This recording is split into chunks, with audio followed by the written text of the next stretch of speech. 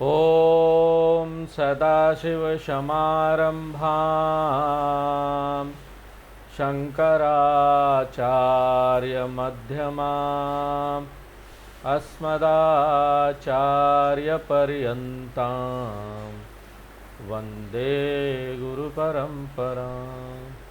ॐ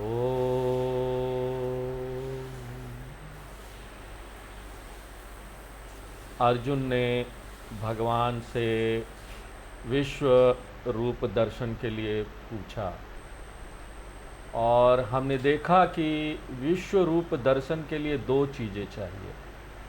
एक तो मांस चक्षु चाहिए, जो बाहर का आँख है हमको वो चाहिए, जो दुनिया को देखता है, विश्व को देखता है, ब्रह्मांड को देखता है। और इसके साथ साथ हमको एक ऐसा मन चाहिए जो कि शुद्ध हो, उसी दुनिया को भगवान का शरीर देख सके, ऐसा मन चाहिए, ऐसा समझने वाला मन चाहिए। दुनिया को देखने के लिए तो ये वाला बाहर का आँख से काम चल जाता है, लेकिन दुनिया को भगवान की अभिव्यक्ति देखने के लिए हमको एक विशेष भावना की आवश्यकता है। जिसका जन्म कैसे होता है, कैसे वो हमको प्राप्त होता है, 7वें 9वें पिछला 2 अध्याय हमने अध्ययन किया, वो अध्ययन से प्राप्त होता है, मन को तैयार करके प्राप्त होता है। अगर ये सही भावना वहाँ नहीं है तो हम विश्व देखेंगे यहाँ, लेकिन विश्व रूप ईश्वर नहीं देख सकेंगे। हम यहाँ पर भगवान है, लेकिन हमको ईश्वर का दर्शन नहीं होगा। ये ऐसे ही है जैसे राम जी को रावण ने देखा, बाहर की आंखों से तो देखा राम जी को, लेकिन रावण के लिए वो ईश्वर दर्शन नहीं था। कंस ने भी देखा कृष्ण भगवान को शरीर रूप में, बाहर की आंखों से, लेकिन उसको ईश्वर दर्शन नहीं हुआ। क्यों? कंस तैयार नहीं था, उसका मन तैयार नहीं था, उसकी भावना तैयार नहीं थी। उसी तरह यहाँ पर विश्व तो उपलब्ध है, लेकिन विश्व दर्शन जो है वो परिवर्तित होना चाहिए विश्व रूप ईश्वर दर्शन में। और इसके लिए हमको चाहिए एक परिवर्तित भावना, जो कि सिर्फ उपयुक्त ज्ञान ही नहीं है। और वो ज्ञान क्या है? वो ज्ञान ये है कि भगवान ही, एकमात्र भगवान ही अभिव्यक्त हो गए हैं इस दुनिया के रूप में। इस ज्ञान की जरूरत है, बुद्धि में इस ज्ञान की जरूरत है। और ऐसी बुद्धि के साथ साथ ये एक समझ है, ऐसी बुद्धि के साथ साथ मन की शुद्धता भी चाहिए। ऐसा मन जो राग द्वेष से फ्री हो, ऐसा मन जो काम क्रोध से फ्री हो, ऐसा मन जो अहंकार ममकार से फ्री हो। तो एक शुद्ध मन चाहिए प्लस एक ज्ञानवान मन चाहिए, ऐसी मनोभावना वाला मन चाहिए। दोनों मिलाकर दिव्य चक्षु बनता है। अगर ये दिव्य चक्षु है, इस मांस चक्षु के पीछे, मांस चक्षु क्या है? ये बाहर का जो सब कुछ देखता है। दोनों जब मिल जाते हैं तभी हम यहाँ पर दुनिया को ईश्वर के रूप में देखते हैं। और अर्जुन में यही दिव्य चक्षु नहीं था।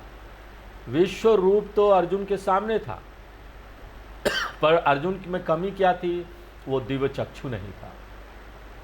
और भगवान कृष्ण ने अर्जुन को ये आशीर्वाद दिया, इस दिव्य चक्षु का आशीर्वाद दिया। और उसके बाद ये परिवर्तन आया अर्जुन में कि अर्जुन वही दुनिया जो उसके सामने था, उसको एक परिवर्तित भावना से देख रहा था, इसलिए उसको विश्व रूप का दर्शन होने लगा। और अर्जुन को जब ऐसी दृष्टि मिली तो उसका प्रभाव बहुत ज़्यादा था, इतना ज़्यादा था कि वो ना एकदम से स्तब्ध भाव में चला गया, आश्चर्यचकित हो गया। कुछ क्षण के लिए तो वहाँ साइलेंस हो गया, सब लोग शांत हो गए। और जब सब शांत हो गए तो कोई तो आएगा जिसको वर्णन करना पड़ेगा यहाँ क्या हुआ। तो संजय इस अवसर का उपयोग करता है, वो उसके लिए प्रतीक्षा कर रहा था। क्यों? क्योंकि बहुत सारे लोग होते हैं ना, वो बोलना बहुत चाहते हैं, माइक ले लेते हैं, कोई प्रोग्राम होता है, स्टेज पर चढ़ जाते हैं और स्टेज पर उनको दिया गया है 1 मिनट में अपना ये कोई भाषण देंगे। अब वो 1 मिनट कभी नहीं आता, बोलते जाते हैं, आधा घंटा हो जाता, अब खत्म हो रहा। तो संजय को भी अवसर प्राप्त हो गया था बोलने का, तो वो अब आता है बीच में और उसको भी लाभ प्राप्त हुआ विश्व रूप दर्शन का। इसलिए वो वर्णन कर रहा है विश्व रूप जैसा कि अर्जुन ने देखा। और आपको ये कैसे पता कि संजय जानता था कि अर्जुन को विश्व रूप दर्शन हुआ? याद कीजिए, संजय को भी एक विशेष शक्ति मिली थी। व्यासाचार्य जी, वेद व्यास जी ने उनको इस विशेष शक्ति दी थी। संजय एक जगह रहकर, धृतराष्ट्र के पास उनके महल में रहकर आंखों देखा हाल सुना सकता था। वो एक लाइव टीवी चैनल की तरह काम कर सकता था। उसको युद्ध क्षेत्र का पूरा बात पता चल रहा था, आंखों देखा हाल पता चल रहा था। और यही नहीं कि वो वहाँ लोगों को देख सकता था, वो एक विशेष प्रकार का टीवी चैनल बन गया था। वो ऐसा टीवी चैनल था कि संजय वहाँ पर युद्ध में लड़ रहे लोगों के मन को भी पढ़ सकता था। तो अर्जुन के अंदर क्या फीलिंग आ रही है, क्या इमोशन आ रहा है, वो भी संजय पहचान सकता था। इसलिए संजय यहाँ पर वर्णन कर रहा है, जो कि हम लोग 13वें श्लोक में हम लोगों ने पिछले क्लास में देखा। तत्रैकस्थम जगत कृत्स्नम प्रविभक्तम अनेकधा अपश्यत देव देवस्य शरीरे पांडवस्तथा। ये भगवान का शरीर कोई कुछ मीटर बड़ा नहीं है, ये आकाशी भगवान का शरीर है। आकाशम शरीरम ब्रह्मा,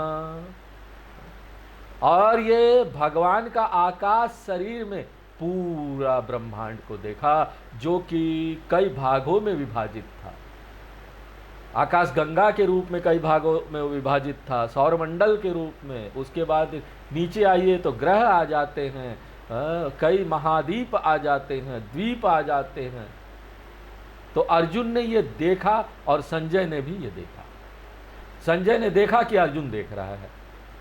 यहाँ तक हमने पिछले क्लास में देखा कि वो क्या देख रहा है और संजय क्या देख रहा है, अर्जुन क्या देख रहा है।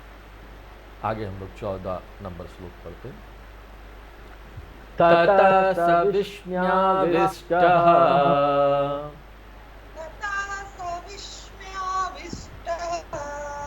हृष्टरोमा धनञ्जयः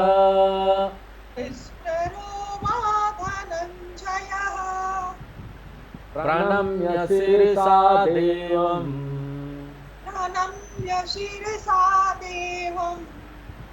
कृताञ्जलिर्भाषिता।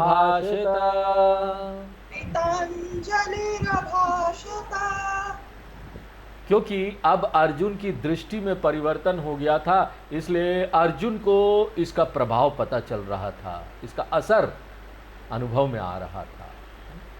और वो क्या प्रभाव था, उसको कैसा महसूस हो रहा था, ये संजय बता रहा है। और देखिए ये सब बताने के लिए उस समय सिर्फ पेन था, शब्दों से बता सकते थे। अगर टीवी प्रोग्राम होता तो उनका अलग अलग तरीका है, ये क्या हो रहा था, अर्जुन कैसा महसूस कर रहा था देख के, उसका इम्पैक्ट क्या हो रहा था, वो पृष्ठभूमि में दिखाएंगे, साउंड बढ़ाएंगे, आगे पीछे जोर जोर का साउंड देंगे, पूरा दुनिया घूम रहा है, अर्जुन का चेहरा बार बार क्लोजअप में ले जाएंगे, दूर ले जाएंगे, सामने ले जाएंगे, अर्जुन के चेहरे से पसीना गिर रहा है। लेकिन हमारे वेद व्यास जी के पास सिर्फ पेन था, शब्द थे और पत्ता था लिखने के लिए। इसलिए वो यहाँ पर काव्यिक वर्णन कर रहे हैं कि किस तरह से अर्जुन के मन में इसका प्रभाव पड़ा। इसलिए बोलते हैं सह विस्मयाविष्टः, अर्जुन विस्मित हो गया, वो एकदम स्थगित हो गया। इसलिए नहीं कि कोई वो नई चीज देख रहा था, चीज तो वो वही देख रहा था, लेकिन उसकी दृष्टि बदल गई थी। उन सामान्य चीजों के प्रति अब उसके पास एक अति सामान्य दृष्टि आ गई थी। एक अति असामान्य भावना आ गया था इन सामान्य चीजों के प्रति। और क्योंकि ये भावना में परिवर्तन था, विस्मयाविष्ट, वो स्तब्ध हो गया, आश्चर्यचकित हो गया। और ये इतना तीव्र था और गहरा था कि वो शरीर के स्तर पर भी झलकने लगा। जब ये कोई भी चीज अंदर से तीव्र और गहरा मनोभावना होता है ना, वो शरीर के स्तर पर भी आएगा। बहुत तीव्र मनोभावना बाहर शरीर के स्तर पर आएगा, क्योंकि शरीर और मन में ना संबंध है, वो जुड़ा हुआ है एक दूसरे से, कनेक्शन है। हमने पहले अध्याय में देखा किस प्रकार अर्जुन का मन दुखी होता है तो वो शरीर के स्तर पर भी आता है। वो बोलता है सीदंति मम गात्राणि मुखम च परिशुष्यति, उसका मुंह सूखा जा रहा था, शरीर बैठा जा रहा था। और 11वें अध्याय में भी, क्योंकि वो आश्चर्यचकित हो रहा था, हृष्ट रोमा, उसके जो शरीर के बाल थे वो सब खड़े हो गए, वो रोमांचित हो गया। हृष्ट रोमा धनंजय, और वो भगवान को सराह रहा था, देख रहा था, अनुभव कर रहा था पूरी ब्रह्मांड के रूप में। और ब्रह्मांड के रूप में भगवान का आकार तो कितना बड़ा, गहरा ही गहरा है। भगवान के उस आकार के सामने तो हम जो लोग हैं वो धूल के कण के बराबर है, बहुत छोटे हैं। तो इस तरह की भावना को वो कैसे अभिव्यक्त करेगा कि हम बड़े छोटे हैं।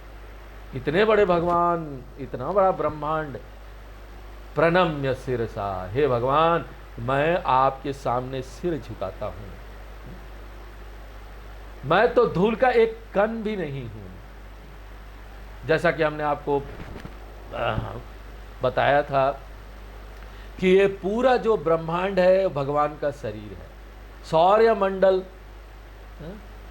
एक छोटा सा धूल का कण जैसा है, उसमें ग्रह है और भी छोटा, वो धूल का कण है, छोटा होते जाएगा, छोटा होते जाएगा, छोटा छोटा धूल का कण। अब हम नहीं बता पा रहे हैं कि आपको इसको कैसे बताएं, इतना छोटा हो जाता है। यहाँ तक कि जो ग्रह ऊपर आपको दिख रहे हैं वो भी नहीं दिखता है, तो यहाँ पर तो बाकी सब धूल भी नहीं है, इतना छोटा हो जाता है। अब इसको हम कैसे अभिव्यक्त करेंगे? जब हम इतना छोटा अपने आप को देखेंगे इस धरती पर तो नमस्कार करेंगे, अपनी भावना को नमस्कार करके बताएंगे नमस्कार भगवान। इसलिए प्रणम्य, हे भगवान मैं तो आपके सामने कुछ भी नहीं हूं। सिरसा प्रणम्य, सिर से एकदम सिर झुका दिया, प्रणाम करता हूं देवम, हे भगवान। कृतांजलि, अंजलि मुद्रा में दोनों हाथ जोड़कर नमस्कार मुद्रा में अभासतः। तो कुछ मिनट लगा अर्जुन को अपने आप को सहेजने में, वो कुछ बोल नहीं पा रहा था, आश्चर्यचकित हो जा रहा था। अब वो तैयार हो गया था, बोलने के लिए तैयार, इसलिए संजय अब पीछे हो जाते हैं। संजय अब नहीं बोलेंगे, जब अर्जुन बोलेगा तो संजय नहीं बोलेगा। तो अर्जुन अब कपड़ा बदलकर, भावना वाला नया कपड़ा लेकर अब न क्या बोलता है, आगे का श्लोक देखते हैं 15 नंबर से।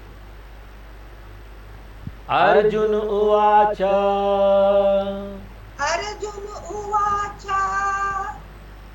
पश्यामि देवांस्तव देवदेहे, पश्यामि देवांस्तव देवदेहे, सर्वांस्तथा भूत विशेष संघान्, सर्वांस्तथा भूत विशेष संघान्, ब्रह्माण्डमीशं कमलासनस्थम्, ब्रह्माण्डमीशं कमलासनस्थम्, ऋषींश्च सर्वान् उर्गांश्च दिव्यान्, ऋषींश्च सर्वान् उर्गांश्च दिव्यान्।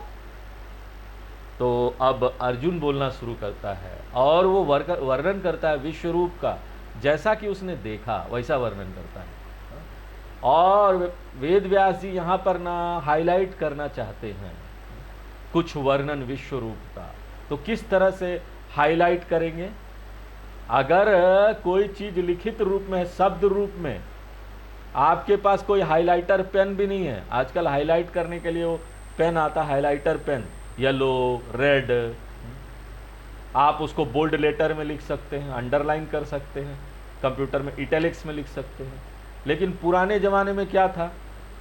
पत्ता था, पत्ता में लिखना था, तो वो सारी चीज़ें वो नहीं कर सकते थे। तो अगर किसी चीज़ को हाईलाइट करना है, बताना है कि महत्वपूर्ण है, तो उसका क्या तरीका था? उसका तरीका था कि श्लोक का ना छंद बदल दो, उसका ट्यून बदल दो। तो अचानक जब ट्यून बदल जाता है तो जैसे ना जो सोए हुए वो जग जाएंगे, क्या हुआ अचानक? हाईलाइट करना चाहते हैं ना। इससे पहले वाला जो श्लोक था उसके छंद में आप इसको पढ़ने का प्रयत्न कीजिए, उसके ट्यून में नहीं पढ़ पाएंगे। तो ये एक तरीका है आपके आपका जो ध्यान है उसको आकर्षित करने का, आपका ध्यान आकर्षित हो इसमें। तो अर्जुन जब इस विश्व रूप का अनुभव कर रहा था तो वो अलग अलग भावना के माध्यम से गुजरता है, उसके चेहरे पर ये प्रतिक्रिया आती है, अलग अलग प्रतिक्रिया। और हम देखेंगे कि अर्जुन ना 3 चरण वाले प्रतिक्रिया से गुजरता है विश्व रूप के दर्शन में। और पहला जो प्रतिक्रिया है अर्जुन करता है वो है विस्मय, आश्चर्य का। देखिए तो पूरी दुनिया ही आश्चर्य है। अगर आप दुनिया को निष्पक्ष रूप से देखना शुरू करें तो जैसा है वैसा दुनिया देखिए, निष्पक्ष रूप से। ये पूरी दुनिया है ना, उसमें आश्चर्यत्वम खो जाता है जिस क्षण आप दुनिया को अपनी निजी आंखों से देखते हैं। आप देखते हैं कि आपको कहीं जाना है, बहुत महत्वपूर्ण है, आपका कोई प्रोग्राम है, वर्षा आ रहा है। अब यहाँ पर देखिए वर्षा बहुत कम होती है, वर्षा आ गया, फसल होगा, दूसरे लोगों को वर्षा चाहिए, जल चाहिए, पानी चाहिए। और ये आप देखें कि कितना सुंदर ये एक प्रकृति का उपहार है वर्षा होना। लेकिन यहाँ पर हम क्या प्रार्थना करेंगे भगवान से? हे भगवान बारिश बंद हो जाए, बारिश बंद हो जाए। तो ये जो वर्षा है ना, क्योंकि आपका प्रोग्राम है इसलिए आपके लिए दुश्मन बन जाता है। आप वर्षा को अपनी निजी आंखों से देखते हैं, अपनी जरूरत के हिसाब से देखते हैं। और ये जो प्राइवेट विजन है, जो निजी दृष्टि है, इसको शास्त्र में बोला जाता है जीव दृष्टि।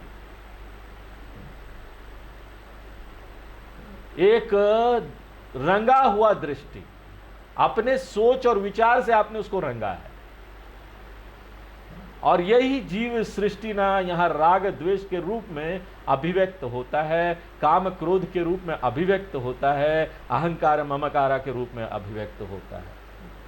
तो ये दुनिया ना आपको कभी आश्चर्यचकित नहीं करेगी। ये दुनिया आपको वो भावना और वो प्रभाव और देखने वाली वो दृष्टि नहीं देगी जो अर्जुन को अभी हो रहा था।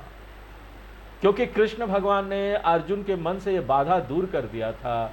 तो अर्जुन अब वो जीव सृष्टि में नहीं था, वो भगवान के बनाए हुए समष्टि दुनिया में था, जो कि बहुत अद्भुत था। पब्लिक दुनिया में था, निजी दुनिया में नहीं, पब्लिक दुनिया। फिर आप पूछ सकते हैं स्वामी जी, तो आप ये बोलना चाहते हैं कि ये दुनिया सुंदर है, अद्भुत है, इतना सब कुछ गलत होते हुए भी? यहाँ पर तो देखिए आतंकवादी हमले कर रहे हैं, तो आप कैसे इस दुनिया को सुंदर और अद्भुत देखेंगे? तो हम आपको बोलेंगे ना, नहीं फिर भी दुनिया बहुत अद्भुत है, सुंदर है। आपको पता है क्यों? क्योंकि जब आप दुनिया के बारे में बात करते हैं तो आप सिर्फ इस धरती को देख रहे हैं, वो भी एक छोटा सा धरती का भाग देख रहे हैं, वो भी कुछ एक लोग जो आपके अगल बगल है उसको देख रहे हैं। और ऐसे लोगों को देख रहे हैं जिसके मन में ना आसुरी सोच है। अगर आप पूर्णता से पूरे ब्रह्मांड को देखें तो उसमें जो आसुरी सोच है ना, वो कुछ नहीं है, तुच्छ है। वो एक छोटे से ना मच्छर के काटने के बराबर है। पूरा ब्रह्मांड देखे तो अगर पूरी धरती भी यहाँ ना फट के खत्म हो जाए तो पूरे ब्रह्मांड की दृष्टि से कुछ नहीं है, क्योंकि धरती तो छोटा धूल के कण के बराबर है अगर ब्रह्मांड दृष्टि से देखें तो। हाँ? लेकिन वही आप ना थोड़े से जमीन की दृष्टि से देखेंगे तो बहुत कुछ है, और पूरे ब्रह्मांड की दृष्टि से देखेंगे तो छोटा सा एक टीका के बराबर भी नहीं है। आपकी दृष्टि बड़ी हो जाए तो हर समय ना हम यहां पर कुछ एक ना नकारात्मक लोगों को देख रहे हैं। विशेष रूप से यहां पर जब हम न्यूज़ चैनल वगैरह देखते हैं तो वहां पर सब नेगेटिव न्यूज़ आ रहा है। कहाँ चोरी हो गया, कहाँ डकैती हो गया, कहाँ मर्डर हो गया, यही चीज़ वो रिपोर्ट करते। कहाँ पर ना आतंकवादी हमला हो गया, यही चीज़ रिपोर्ट करते। सारे जितने भी खराब न्यूज़ है वो आपको बताते हैं। यहाँ पर और भी बहुत अद्भुत अच्छी चीज़ हो रहे हैं, वो क्यों नहीं रिपोर्ट करते हैं? तो हम ना सदा इन चीज़ों को देखते रहते हैं, पढ़ते रहते हैं। और अगर हमारी दृष्टि बड़ी नहीं होगी, पूरी दृष्टि से, ब्रह्मांड दृष्टि से नहीं देखेंगे तो हमको लगेगा ना पूरी दुनिया में यही चल रहा है। जब आप वहीं पर रहते हैं तो आपको लगता है पूरी दुनिया में यही चल रहा है। और अगर पूरे ब्रह्मांड की दृष्टि से देखेंगे ना तो यहाँ पर दो देशों के बीच या 3-4 देशों के बीच युद्ध भी हो रहा है ना, तो वो भी कुछ नहीं है, वो एक सुई चुभ होने के बराबर है पूरे ब्रह्मांड में। तो जब आप पूरी दुनिया को जीव सृष्टि की दृष्टि से देखते हैं, अहंकार ममकार भाव से देखते हैं, तो ना आपको ये सुंदर ईश्वर सृष्टि नहीं दिखाई देगी। लेकिन जब आप ईश्वर सृष्टि की दृष्टि से देखते तो ये वंडरफुल है। इतना सब कुछ गलत होते हुए भी, इतना सब कुछ खराब होते हुए भी ये सुंदर है। और अर्जुन को ना ऐसे ही ईश्वर दर्शन हो रहा था, इसलिए वो आश्चर्य हो गया था।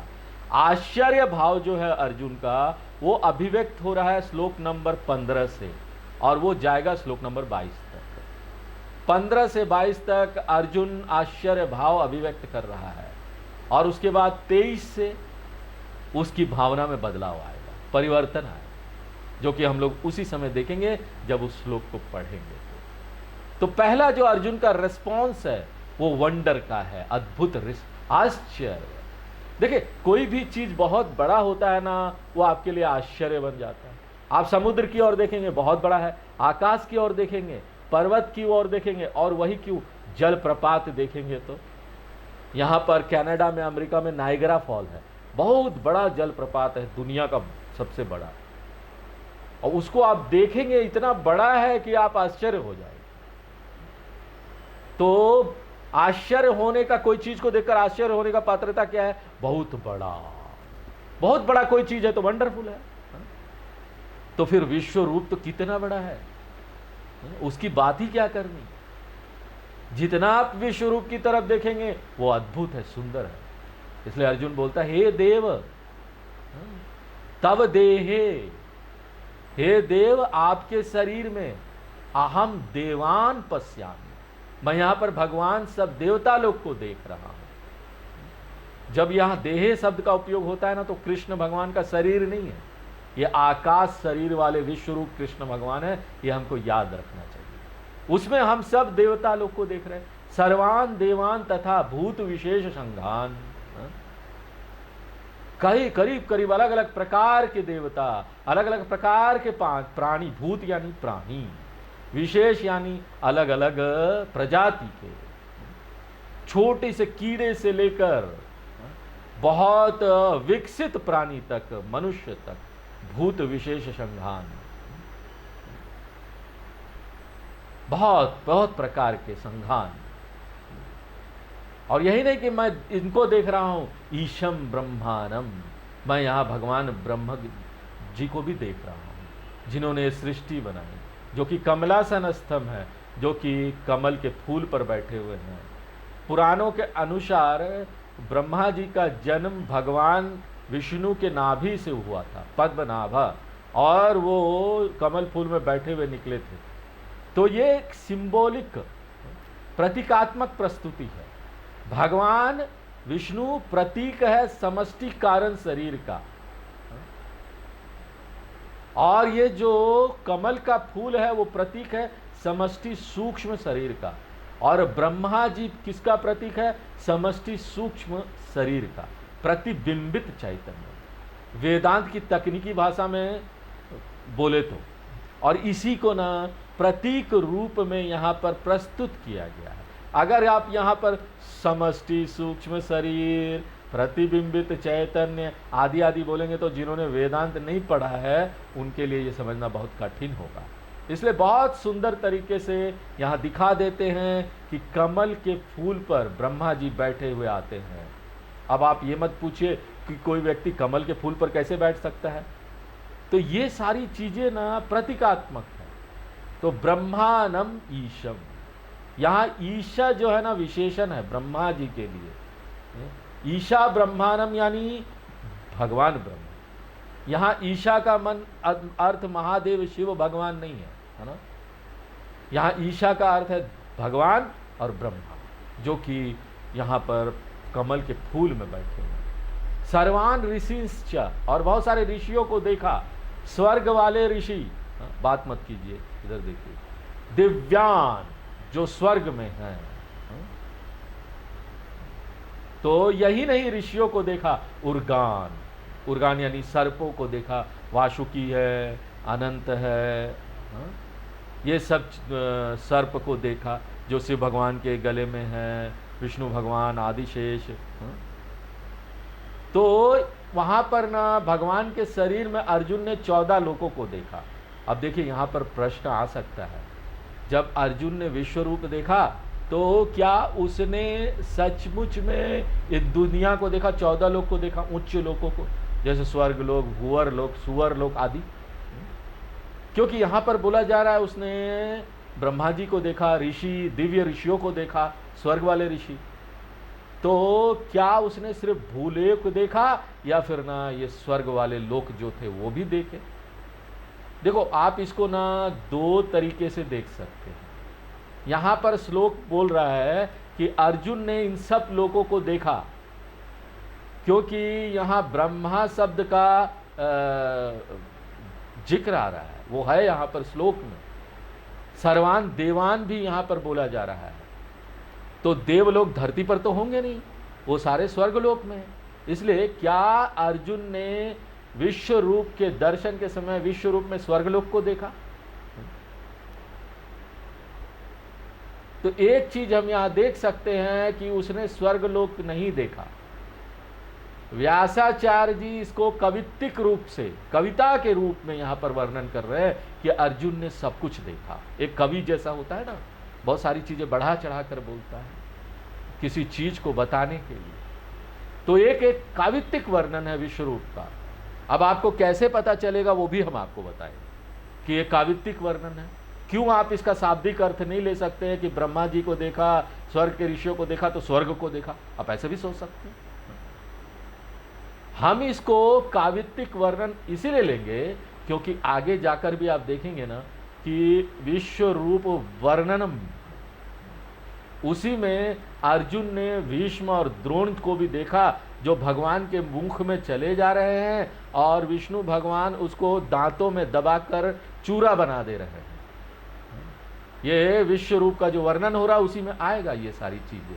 आगे 26 नंबर श्लोक में आएगा, भीष्म द्रोण सूत पुत्रस्तथा सौ साहस मदीयैरपि योध मुख्यै। 27 नंबर में भी आएगा, वक्त्राणि ते त्वर्माणा विशन्ति दंष्ट्रा करालानि भयानकानि केचिद्विलग्ना दशनान्तरेषु संत्रश्यन्ते चूर्णितैरुत्तमांगैः।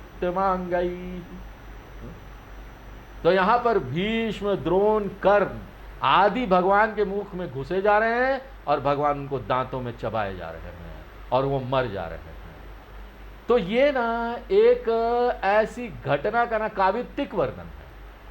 अगर ये सचमुच का घटना होता तो भीष्म, द्रोण आदि मर गए होते ना, वो तो भगवान के मुख में जाकर चूरा बन गए होते। तब कहाँ ये प्रश्न उठता कि अर्जुन भीष्म और द्रोण को मार रहा है। लेकिन हम तो जानते हैं ना, महाभारत के युद्ध में अर्जुन ने भीष्म और द्रोण को मारा था, वो अर्जुन के द्वारा मारे गए थे।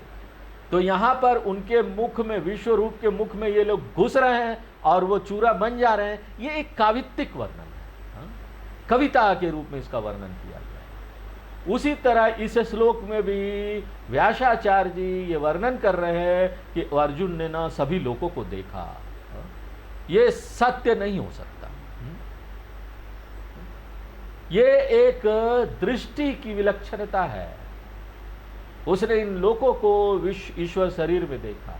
और मान लीजिए आप ये बोलते नहीं नहीं नहीं नहीं नहीं स्वामी जी, ये कैसे कावित्तिक वर्णन हो सकता है। कई लोग ना बड़े निराश हो जाते हैं। क्यों? उन लोगों को कुछ ना चमत्कार चाहिए, रहस्यमय चीज चाहिए। लोगों को नहीं नहीं स्वामी जी, अर्जुन ने ना भगवान के शरीर में स्वर्ग भी देखा, सब कुछ देखा। तो अगर आप ये बोलते हैं कि अर्जुन ने इन उच्च लोगों को देखा, तो आपको ये याद रखना चाहिए कि उच्च लोगों को देखना ना ये बहुत महत्वपूर्ण बात नहीं है, बहुत बड़ी बात नहीं है। यह विश्व रूप दर्शन का महत्वपूर्ण भाग नहीं है। हम इसको महत्व नहीं देना चाहते हैं कि अर्जुन ने ना इतना सारे लोगों को, सारे स्वर्ग लोगों को देखा, क्योंकि इन लोगों को आप देख भी लेंगे ना तो ये गारंटी नहीं है कि आपको मुक्ति मिल जाए। उच्च लोगों को देखना ये गारंटी नहीं देता है कि आपको मुक्ति मिल जाएगी, क्योंकि अगर ऐसा होता तो कृष्ण भगवान ना उच्च लोगों की निंदा नहीं करते। दूसरे अध्याय में आगे भी किया है। इसलिए याद रखिए कि अर्जुन इस उच्च लोगों को देखा, इस भाग को हम ज्यादा महत्व नहीं देना चाहते। यहां पर महत्वपूर्ण क्या है? विश्व रूप दर्शन में महत्वपूर्ण ये नहीं है कि अर्जुन ने बड़ी असामान्य चीजें देखी। महत्वपूर्ण ये है कि अर्जुन ने सामान्य सी दुनिया में उस विश्व रूप शरीर वाले भगवान को देखा। इसलिए याद रखिए, अर्जुन क्या देख रहा है वो महत्वपूर्ण नहीं है, किस तरीके से देख रहा है वो महत्वपूर्ण है। विश्व रूप दर्शन किस तरीके से देख रहा है उसको यहां हाईलाइट किया जा रहा है। क्या वस्तु देख रहा है विश्व रूप में, उसको हाईलाइट नहीं किया जा रहा है। चाहे वो अति सामान्य चीज हो, अति असामान्य चीज हो, बड़ा विलक्षण चीज हो, आप क्या देख रहे हैं ना, कोई नई नई चीज देख लेंगे, आप चमत्कार देख लेंगे, इससे आपका आध्यात्मिक विकास होगा क्या? नहीं हो सकता। आप कैसे देख रहे हैं, आपके अंदर क्या परिवर्तन हो रहा है, वही गारंटी देता है कि आपका आध्यात्मिक विकास होगा और कितना होगा। आप देखिए, इंद्र भगवान है कि नहीं स्वर्ग में? हर समय वो स्वर्गलोक में, हर समय वो स्वर्गलोक को देख रहे हैं, लेकिन ये गारंटी नहीं देता कि इंद्र भगवान को मुक्ति प्राप्त हो गई। इंद्र भगवान भी महासंसारी है, हर समय डरते रहते हैं। धरती पर कोई तपस्या करने लगता है तो उनका आसन हिलने लगता है और उनको लगता है उनका पद चला जाएगा। तो यहां पर कोई अजीब और कोई विलक्षण ऐसे लोगों को देख लेना ये विश्व रूप में ये महत्वपूर्ण नहीं है। विश्व रूप में महत्वपूर्ण है कि यही सामान्य से लोक को भगवान का शरीर देखना, उस पर ज्यादा जोर दिया जा रहा है। तो ऋषिंश्च सर्वान् उर्गांश्च दिव्या, उसने सब कुछ देखा भगवान के अंदर, उस चीज को यहाँ महत्व दिया जा रहा है। तो आज हम लोग यहीं पर विराम देते हैं, आगे की नेक्स्ट क्लास में। ओम पूर्णमदः पूर्णमिदं पूर्णात् पूर्णमुदच्यते पूर्णस्य पूर्णमादाय पूर्णमेवावशिष्यते। ओम शांति शांति।